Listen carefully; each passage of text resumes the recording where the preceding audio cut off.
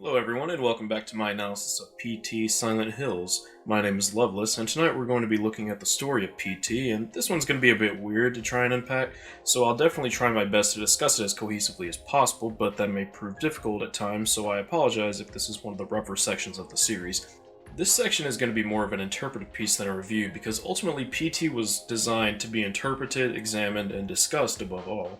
Theories about what is even going on vary wildly, and I don't really think it would make sense to review a story when, in order to do so, I would basically have to resort to reviewing my own interpretation of the story, which in and of itself would be open to misinterpretation. I find PT's story to be one of horror games' most fascinating and elusive subjects, primarily due to the incomplete nature of the product. The loose ends in PT's narrative start and end with the demo, meaning that all we can ever infer about it will come straight from the demo itself, or any past interviews with Kojima and co discussing it, of which there are not many. Combine these loose ends with an already very obtuse narrative built primarily from vague, non-linear storytelling, and you've got a genuinely enthralling mystery to try and piece together. As an aside, the idea that PT isn't representative of the final product of Silent Hills is also a rather curious bit to digest. We know Norman Reedus actually played the character that we play as in PT, and given he showed up in the final reveal trailer once we beat the game, it's fair to assume he would star in the final product as the protagonist, likely the same protagonist we played as in PT, or at least some finished imagining of them. So, would PT have tied in at all to the story of Silent Hills? Was PT always destined to be an isolated short story, or would it have been followed up on? This raises so many questions, but we may never know the truth. It's a lot of fun to speculate on because what we are given is not only captivating, but also surprisingly layered in how it can be interpreted in so many ways. It's a real mystery with multiple conflicting possibilities that only becomes further complicated when taken into consideration that it probably took place within the canon of Silent Hill, an often obtuse and, dare I say, inconsistent franchise. Are you talking about the monsters? Monsters? They look like monsters to you? There's at least 12 dimensions. And now that's why all the top scientists and billionaires are coming out saying it's a false hologram. It is artificial. The computers are scanning it and finding tension points where it's artificially projected and gravity's bleeding in to Even if you're like me and really only consider the works of Team Silent, in other words the first 4 games, to be part of the true or primary canon, there's still a lot to discuss with those games as it is. Hell, I'd argue that Silent Hill 2 alone is still resting comfortably in the pinnacle of video game narratives thanks primarily to its obtuse and non-traditional methods of storytelling. Silent Hill conceptually is utterly fascinating, and given its abstract nature, the idea of a concrete canon is difficult to try and pin down, even for the most die-hard fans. To some, what's considered canon may start and end with the games themselves, but to others there may need to be an occasional reference to external sources, such as the Tibetan Book of the Dead or Native American mythology. Hell, even if you were to try and keep things simple and just look at the happenings of the games, you then have multiple endings to try and account for, as well as the issue of Team Silent's works versus the Western series. How much of Shattered Memories should be considered canon? If you're a fan of the franchise, you probably have an immediate answer to the question, but it's likely not the same answer that someone else is thinking of. It's widely recognized that James Sunderland stumbling across a Shiba Inu named Mira at a computer, controlling everything that happened within Silent Hill, is a non-canonical joke ending, but does that even mean that there is a canonical ending? If so, there's sure to be a debate, and if not, then that means the Shiba Inu ending is equally as canonical as any other ending. This franchise is pretty far out there, and we're not even onto the story of PT yet. Really, the only Silent Hill media that I think we can all agree is not canonical in any way, shape, or form would be the films, if you can call them that.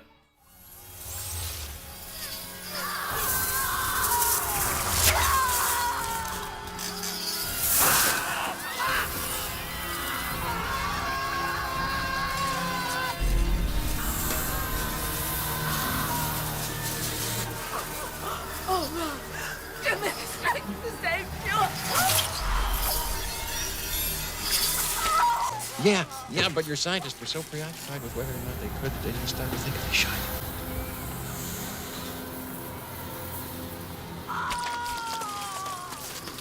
What the fuck, film? You are drunk. Anyways, the point here is that Silent Hill is a difficult franchise to try and justify a definitive canon for, and to a similar effect, PT is an extremely difficult game to make a concrete interpretation of. The story of PT is delivered out of context and at varying points in time, and fully expects the players to piece it together themselves. It's all very intentionally obtuse and difficult to digest comprehensively, but that's not to say it's an impossible undertaking. I should add that I feel it's important for me to distinguish what is directly given to us by PT and what is strictly my own interpretation of the story, as there are certain critical plot points that are clearly left open for interpretation.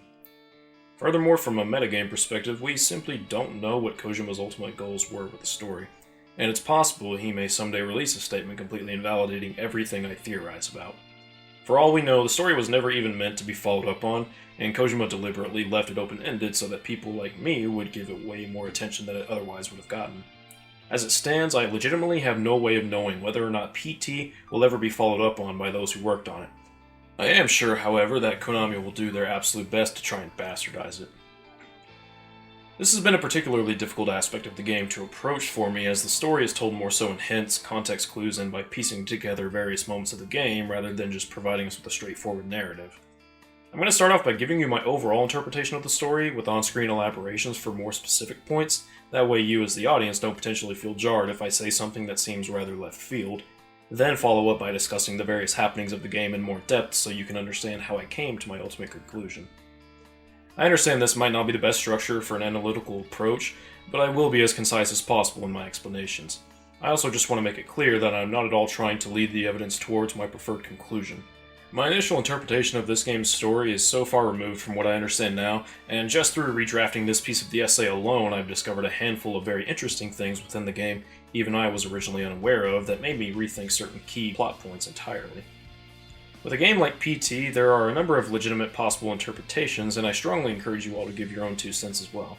I find the story fascinating, and I'm personally very interested in what other people have to say regarding the subject. I tried at one point to discuss the story sequence by sequence, but honestly that was such a terrible approach and it was such a colossal mess that I can't be bothered with it. The story itself is not structured in a way that can be pieced together in the same way the game itself is on a mechanical level. When I tried this, it was just a jumbled mess that had me saying things like, let's make a note of this, or let's put a pin in that, or something to that effect far more than I would have liked. I hope it doesn't come off as patronizing, but I legitimately do not believe that anyone could have been able to follow along with that, primarily because I myself couldn't even imagine doing so, and I was the one writing the script. So with all of that said, and without further ado, here's my interpretation of the story of PT, Silent Hills. 10 months prior to the events of PT, our main character was fired from his job, so he descended into alcoholism to cope. This man continues to spiral out of control, constantly listening to the radio and reading deep into conspiracy theories that reaffirm his beliefs that society is actively working against people like him. I'm talking to all the fine, upstanding folks got their welfare cut, got their jobs pulled out from under us. His wife, Lisa, was forced to get a part-time job where her boss, Jack, made a number of unwanted sexual advances. Eventually, Lisa was coerced by Jack into having sex, and this led to her becoming pregnant. Lisa more than likely attempted to end the pregnancy, starting with the morning after pill and going so far as to intentionally miscarry. Eventually, however, her spouse catches on, and ultimately goes insane, consuming a massive amount of drugs and alcohol, and then proceeding to murder Lisa by gouging her eyes out, attempting to drown her in the tub, and finally cutting her throat. Now's the time. Do it.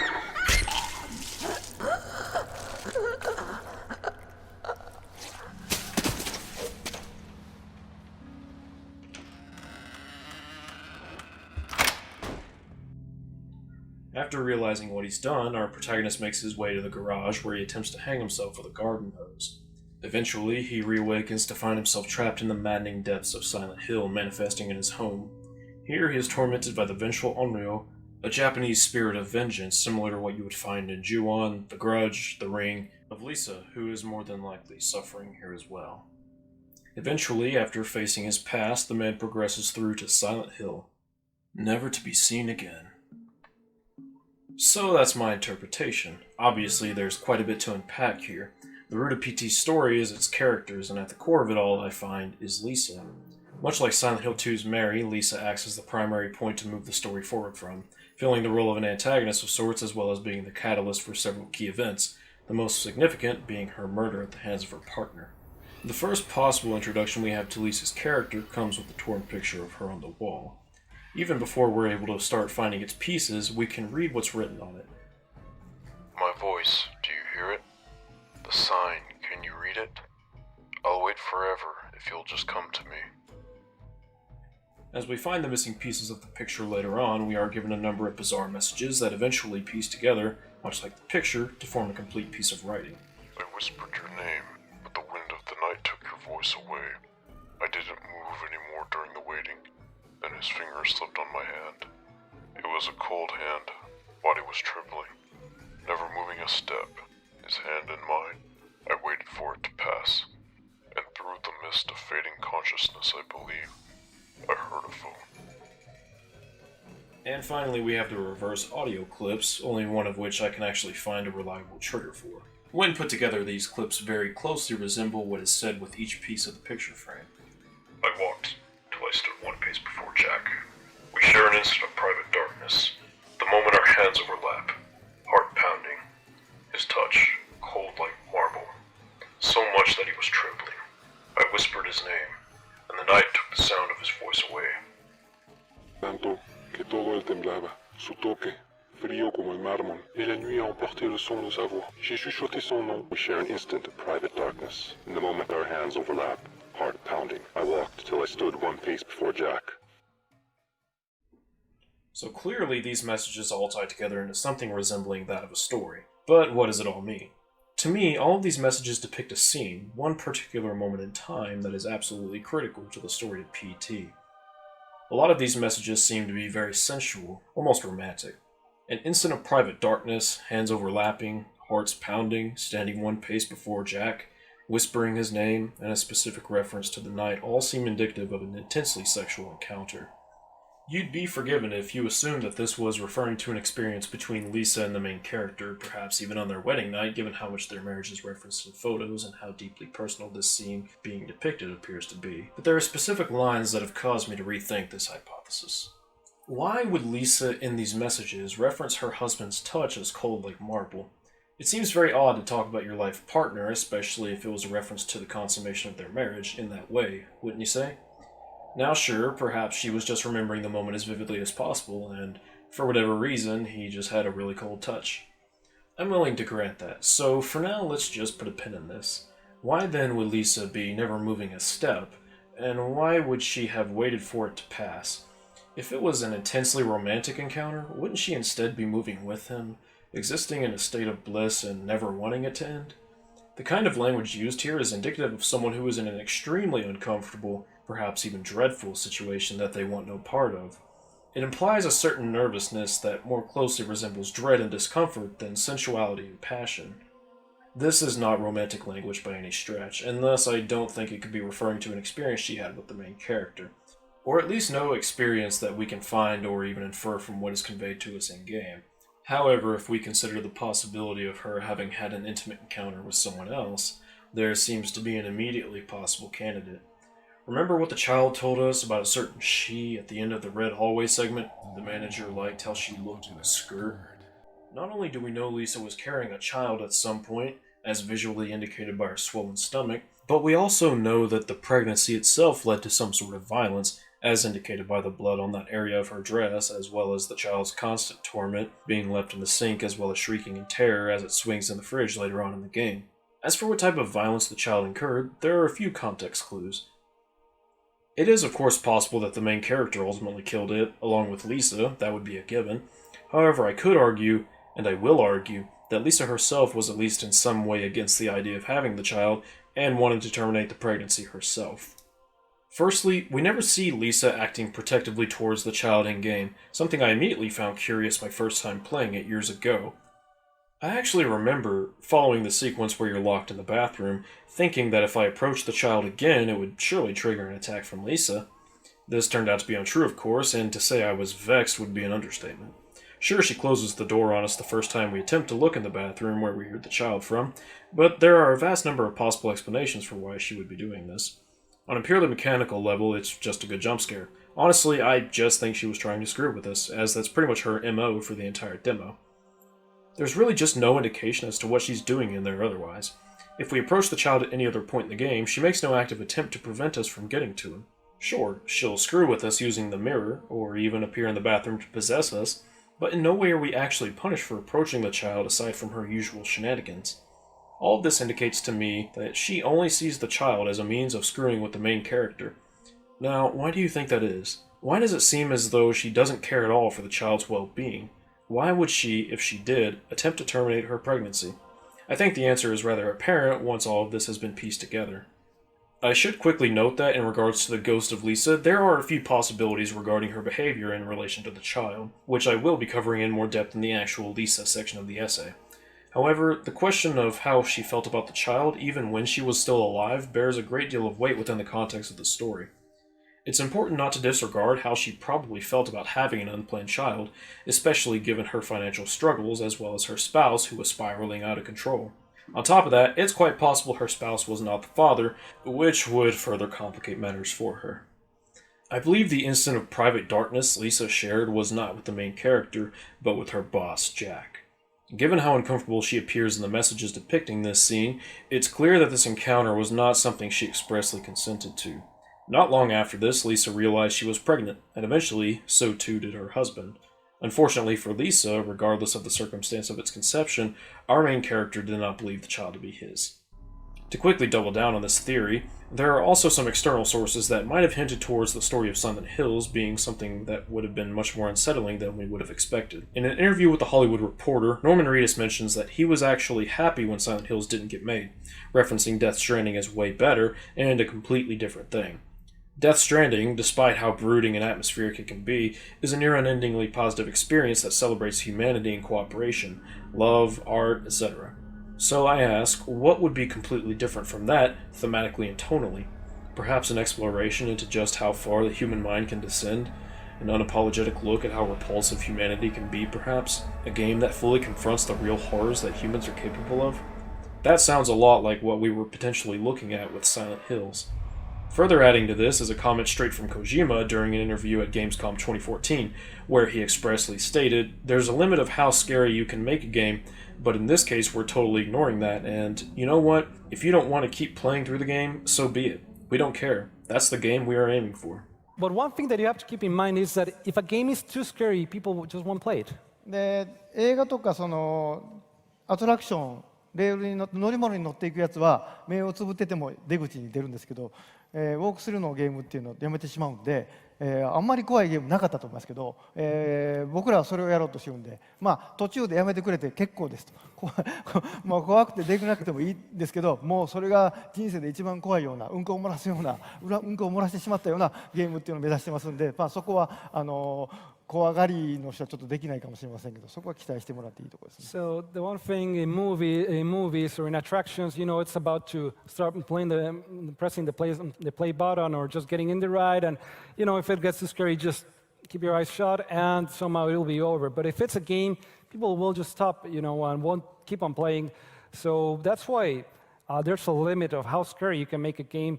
But in this case, we're totally ignoring that. And you know what? If you don't want to keep playing through the game, so be it. We don't care. That's the game we are aiming for. We're aiming for a game that will make you shit your pants. And so yeah, that's. パンツの替えは持ってくださいね。So please make sure you have some changes. 限定版にはパンツをつけるかもしれません。限定版には。The limited edition will probably include a pair of trousers for everyone. So it's quite clear that Kojima was willing to go to extreme lengths with Silent Hills, and knowing that, as well as how Norman Reedus felt about the story, it's clear that this was going to be a game that pulled no punches. I want to make it clear that I don't think these quotes prove there was definitively some subplot that would explore sexual coercion, just that I think it's clear that Kojima was eager to take this story in uncomfortable directions, and that this type of issue would not be outside the realm of possibility. Furthermore, this is subject matter that Silent Hills has explored before, most notably Silent Hill 2, which was bold enough to have a teenage girl whose subplot revolved around sexual abuse be promoted on the cover art of the North American release. So this caliber of narrative is definitely not outside the realm of possibility for a game of this lineage. So given what Norman Reedus said, I suppose now would be a good time to discuss our main character. Well, we actually know quite a bit, but I think his descent into madness requires a fair amount of investigation. We know that he must have been quite the guy to be working a job that allowed for Lisa to stay home, but ultimately, you got fired, so you drowned your sorrows in booze, as the child tells us. But there are some blanks to fill in. We can infer that he picked up another job as he was able to afford a lot of alcohol all the while still paying bills alongside his wife. But what more do we know? Well, I have an idea, but I need you to bear with me because it may go into some topics that not everyone likes to discuss. I promise, however, that it's not without its reasons. Listen carefully, like a good boy. Is it something that should not be passed on? Should that information be left at the mercy of nature? The digital society furthers human flaws and selectively rewards development of convenient half-truths.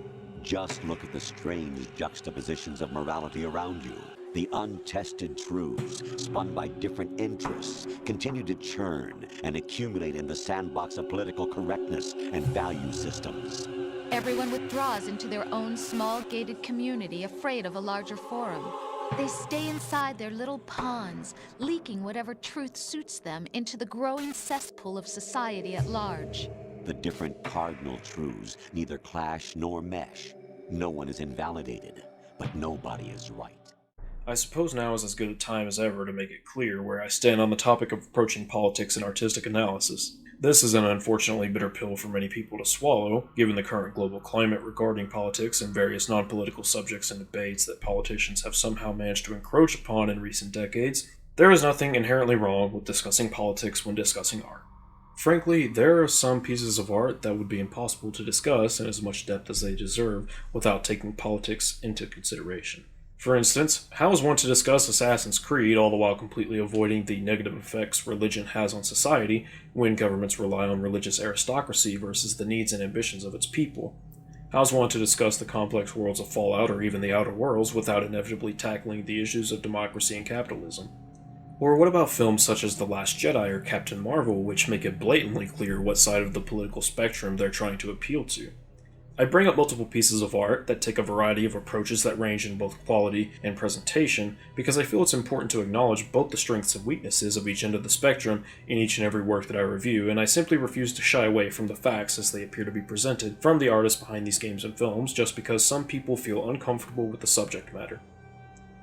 In talking about Lisa, I made it abundantly clear that she was potentially raped by her boss, because that is potentially what happened in the story and there is evidence backing that claim up. Evidence that I hopefully presented thoroughly enough for my audience to make a healthy evaluation of. In previous works, Kojima has tackled issues such as nuclear deterrence, war economy, and the manipulation of the mass media for upwards of 3 decades now.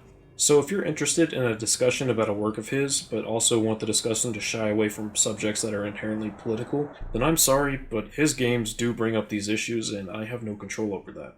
Politics and art are not mutually exclusive subjects, so if politics are involved, I will not shy away from them.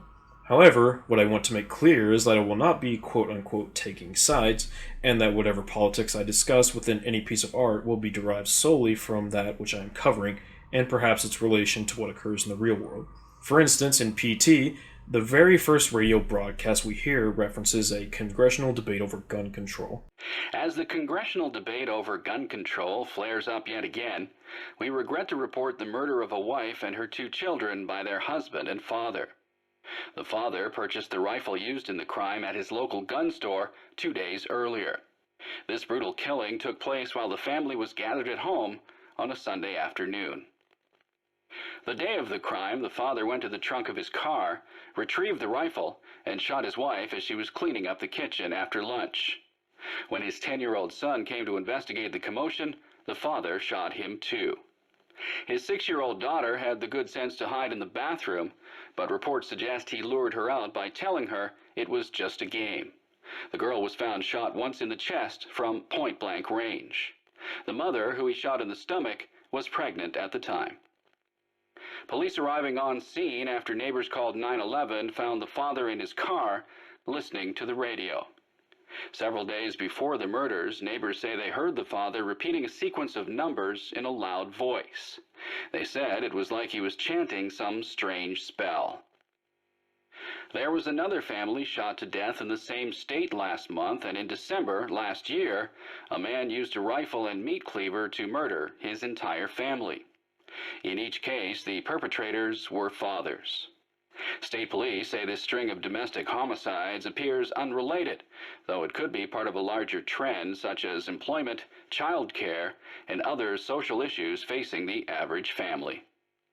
PT was released in 2014, and it just so happens that At the time, issues of gun control were becoming a pretty hot topic. This allows PT to feel grounded in its opening minutes, which, as I discussed in my Part 1, allows the player to become more immersed more quickly. It's a world that they can sympathize with. The player's beliefs regarding the subject are completely irrelevant, because thankfully, PT isn't concerned with taking sides or making political statements, and I think players everywhere understood that.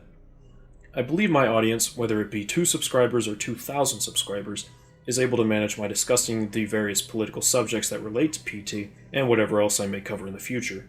But I do understand these are difficult subjects, and I acknowledge that not everyone with access to YouTube is going to be capable of withstanding the difficulties that come from these types of discussions. If politics is not your cup of tea, then I completely understand if this is just not the video for you. However, I'd like to make it as clear as possible that when I discuss these subjects, they do not pertain to my own beliefs, and they are in no way trying to encroach upon your own. These discussions are purely in relation to the work I'm tackling, and works that may or may not relate to it, and I am frankly not concerned with patronizing anyone's beliefs, whether they agree with me or oppose me. You are free to believe whatever you like, and as long as you're not hurting anyone, your beliefs will not be attacked on this channel. Just don't expect every piece of art I cover not to make an attempt to challenge your beliefs in some way. Personally speaking, I really enjoy it when a piece of work makes me reconsider and reevaluate my own positions. If I were to ever give Fallout New Vegas a proper review, then the issues of capitalism and democracy would inevitably come up, and perhaps I would reference what it made me think of personally back in the day when I first tried the game out. But I would hope that your beliefs are matured enough that whatever discussion does occur in that series would either strengthen your resolve, or perhaps serve as a positive stepping point for reevaluation. However, what you personally think regarding these subjects is entirely on you, and I'm in no way trying to influence that. I'm here to discuss art that I feel very passionately about, and I want to discuss everything I can in relation to them. If I cared about influencing anyone's political ideologies, then PT would be an incredibly odd place to start, wouldn't you say? So for those of you who are still following, I'd just like to offer a quick thanks for making it through that little rant. First, take a look at what is directly presented to us about the main character. These wedding photos are pretty old-fashioned, wouldn't you say? They're even in black and white. We also know that Lisa wasn't working prior to her husband's firing, which is a pretty old-fashioned thing for a couple in the mid-2010s. And when she did start working, she lacked a lot of skill required for even a basic job. As mentioned by the child who tells us the only reason she could earn a wage at all was the manager liked how she looked in a skirt. There are even some things we find in the house that seem a bit dated by modern standards. What's the deal with his radio? Why not just use your phone rather than this hunk of junk? Do you see where I'm going with this? Allow me to stockpile a bit more evidence before you just take me at my word. Remember what the man on the radio said? There's a congressional debate over gun control flaring up yet again.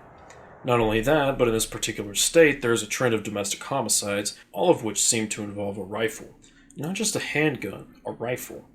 What kind of state has local gun stores all over the place to the point that a radio broadcast talking about these stories in bizarre levels of detail can't even bother to mention a single one of these stores by name?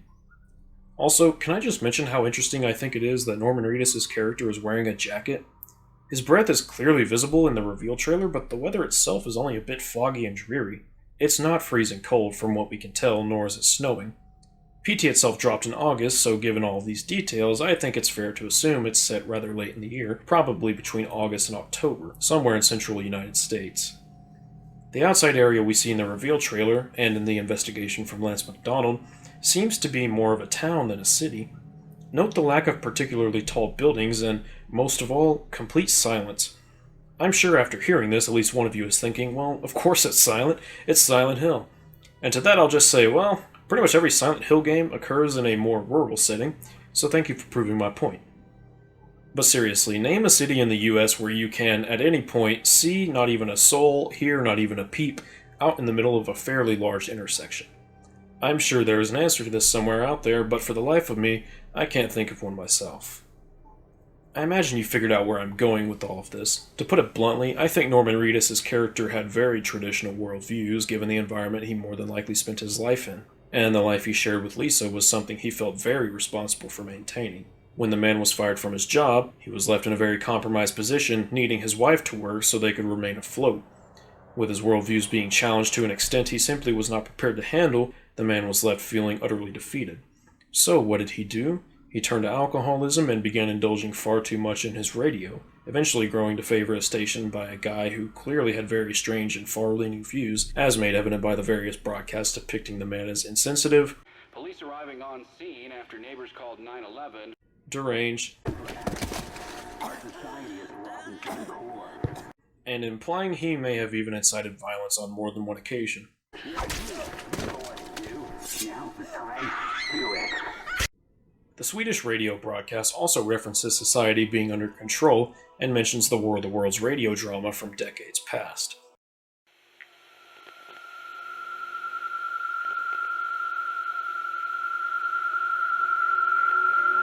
Slut dina ögon.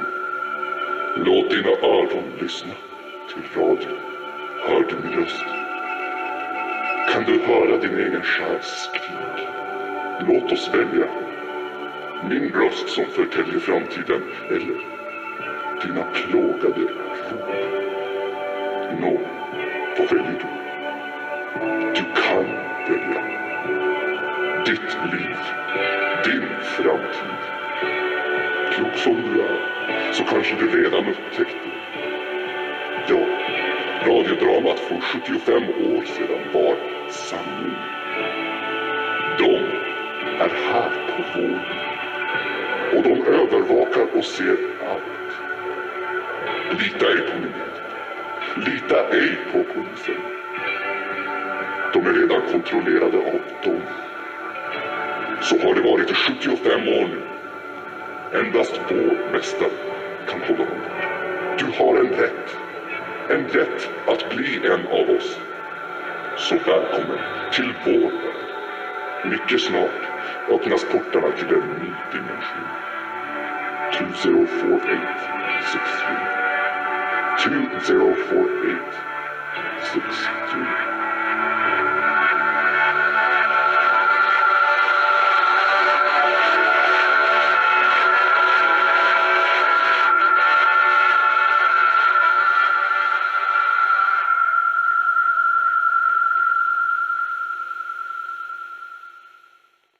So it's pretty apparent that Norman wasn't just listening to your run-of-the-mill radio stations for the sake of keeping his mind occupied. He was definitely indulging in some tinfoil hat-level conspiracy news drama.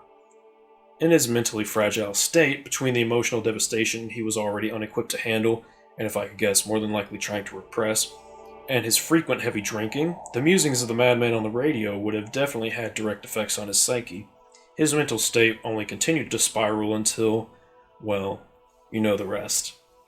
Cut to the present time in PT, and our main characters find themselves trapped in the madness of Silent Hills. Our main character as the unknowingly persecuted, and Lisa as the sorrowful warden of his prison. Both are bound to one another while they incur physical and mental torment. However, as far as we're capable of knowing, only one is able to escape. Perhaps that means for Lisa that once her spouse is gone, that she will be well again. Or perhaps her spirit left the house with Norman Reedus' character, and she'll continue to hunt him down and torment him forever, much as this game seems to have stayed with its players so many years after its untimely fate. Another important note I'd like to briefly discuss regarding PT's story is how I think it works as an interpretive piece. PT is, or at least was, first and foremost a marketing stunt, one that will likely never be replicated, at least to the same effect ever again. The whole point of PT was to get people to think, work together to solve some mysteries, speculate on what was to come. The story, at least purely within the confines of PT, was not meant to be a complete work. What's more is that the only other teaser we were given for Silent Hills, the concept trailer at the 2014 Tokyo Game Show, seems to have literally no relation to the story of PT itself whatsoever. PT is very intentionally open-ended. If they ever wanted to come back to it in the final product, they very well could have. If they chose to leave it be forever, then it would remain one of gaming's most fascinating mysteries. What ended up happening, of course, was the latter. And thankfully, what PT isn't is an incoherent or misleading mess like, say, Outlast or Five Nights at Freddy's, where the story basically makes no sense and the fans have to fill in the blanks for the writers. PT may be incomplete, but it is designed in a way that befits its open-ended nature. One last topic I suppose I need to cover is the autobiographical nature of Kojima's works. There are already countless videos discussing what Kojima might have been trying to convey with PT, as his previous work certainly holds some degree of self-referential material as well. I think it's pretty clear that Kojima, despite his good-natured and diplomatic approach to the situation with Konami, harbored some degree of resentment for the company and the direction it took. It doesn't take an expert to see that Kojima wanted to make massive, cinematic, thought-provoking titles, a mindset that no other Konami executive seemed to share. In a sense, PT was his last hurrah under the company, and some of the dialogue clearly seems to reflect that, primarily what we see in the final reveal with the voice telling us how Dad was such a drag. However, an alternative theory I'd like to propose is that maybe this voice was coming from the writers associated with Team Silent. Perhaps they were annoyed with Konami's treatment of Silent Hill as an IP, and this was their slight to the company. Of course, this is all speculative. I'm not going to pretend to understand the mind of Kojima, let alone act as though I have some level of insight into the goings-on of Konami, Kojima Productions, and its employees. If you want to dive down that rabbit hole of conspiracy theories, there are a plethora of other YouTube videos you can check out that cover that particular subject, far more in-depth than I really care to do here. I want to keep this section dedicated to the story and providing you with my interpretation, not the possibilities of what the artist might have been saying, because that's a near-endless discussion that I'm honestly just not prepared to make. Perhaps I'll cover it in a future video, but for now, I'll leave it as is. So that about does it for my interpretation of PT Silent Hills. What did you all think of it? This is probably the thing I'm most curious to see people comment on, as there are so many different possible interpretations that people have made over the years, ranging from conspiracy theories about the CIA Project MKUltra to theories that PT is actually the nightmare of Venom Snake during his coma leading up to the Phantom Pain. Those two interpretations alone are worlds apart, and yet somehow both have legitimate evidence backing them up. My interpretation is, of course, closer to that of a traditional Japanese horror story, particularly the most well-known of Japanese horror films. I'm sure many of you are familiar with Hideo Kojima's mantra that his body is 70% film. Japanese horror films are known for their surreal plots and themes of revenge. Their plots are often confusing, forcing the audience to ask questions, which may or may not lead them down a rabbit hole of further horror. If you ask me, I think I just described PT quite accurately. I do hope you all have enjoyed this particular section of the essay. Like I said, when I first started writing this, I actually had a few different ideas under my belt about what was going on, but as I analyzed the details, I began to come to a much stronger conclusion. I'm actually considering discussing various theories around PT in the future, but that's something I really can't be thinking about right now. But if you have an interest in that, please be sure to leave a comment letting me know. This brutal killing took place while the family was gathered at home on a Sunday afternoon. Don't touch that dial now, we're just getting started. He retrieved the rifle and shot his wife.